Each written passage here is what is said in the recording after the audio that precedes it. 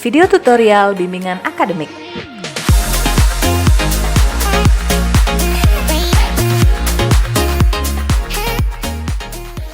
Hai, berikut adalah tutorial penggunaan buku bimbingan akademik, kartu kendali, dan timeline bimbingan akademik. Video ini akan terbagi menjadi 3 bagian penting. Untuk bagian pertama, kita akan melihat mengenai buku bimbingan akademik.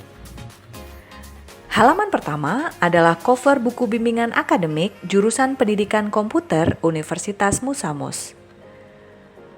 Halaman kedua juga cover yang dapat digunakan untuk menulis identitas singkat mahasiswa yang memuat nama dan NPM. Halaman Romawi 3 berisi identitas mahasiswa sebagai pengguna buku bimbingan akademik dan identitas dosen penasihat akademik. Jangan lupa, mahasiswa diminta untuk menyertakan foto formal berukuran 3x4. Halaman Romawi 4 berisi data pribadi mahasiswa mulai dari data diri mahasiswa dan orang tua atau wali dari mahasiswa. Halaman Romawi 5 dan 6 adalah kata pengantar dan daftar isi yang dapat digunakan untuk melihat secara ringkas isi dari buku bimbingan akademik. Bagian berikutnya adalah halaman 1 bagian A berisi mengenai definisi istilah-istilah dalam perkuliahan yang harus dipahami oleh mahasiswa guna kelancaran studi seperti definisi SKS, IP, KRS, dan lain sebagainya. Halaman kedua bagian B berisi tujuan buku bimbingan akademik ini dibuat dan dipergunakan. Halaman ketiga bagian C memuat mengenai tugas dosen wali atau penasehat akademik. Terdapat 10 tugas dosen penasehat akademik yang harus dipahami dan dimengerti oleh mahasiswa selaku objek dari bimbingan akademik.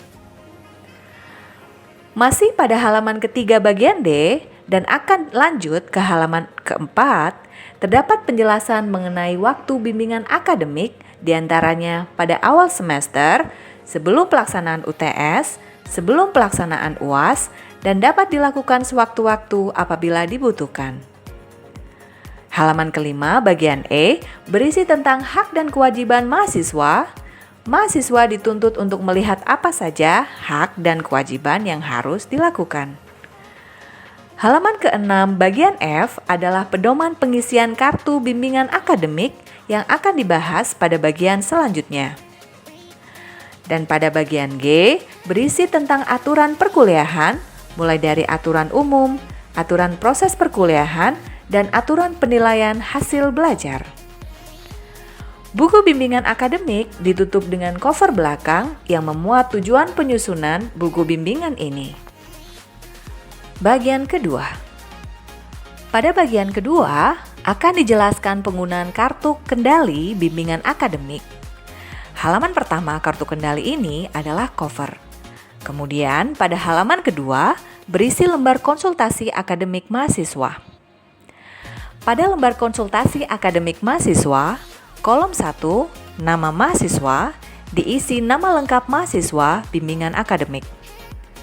Kolom 2, NPM atau jurusan, diisi NPM dan jurusan mahasiswa bimbingan akademik. Kolom 3, semester atau pertemuan, diisi semester yang sedang ditempuh dan pertemuan keberapa dalam satu semester berlangsung. Mengingat dalam satu semester paling kurang terdapat 3 kali bimbingan akademik. Kolom 4, hari atau tanggal, diisi hari, tanggal berapa pertemuan tersebut dilakukan.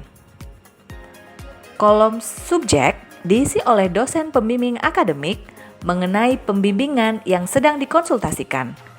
Beberapa contoh seperti pengambilan mata kuliah, evaluasi studi, persiapan UTS, dan lain-lain. Untuk catatan, dalam satu pertemuan, peralihan dapat mencakup beberapa subjek. Kolom rekomendasi berisi saran oleh dosen PA kepada mahasiswa untuk berkinerja lebih baik dalam belajar atau saran kepada Kaprodi untuk pengambilan kebijakan tertentu bagi mahasiswa. Misalnya, gugur studi, putus studi, ditunda kelulusan karena hal tertentu, dan lain-lain. Kolom rekomendasi berisi saran oleh dosen PA kepada mahasiswa untuk berkinerja lebih baik dalam belajar, atau saran kepada Kaprodi untuk mengambilan kebijakan tertentu bagi mahasiswa.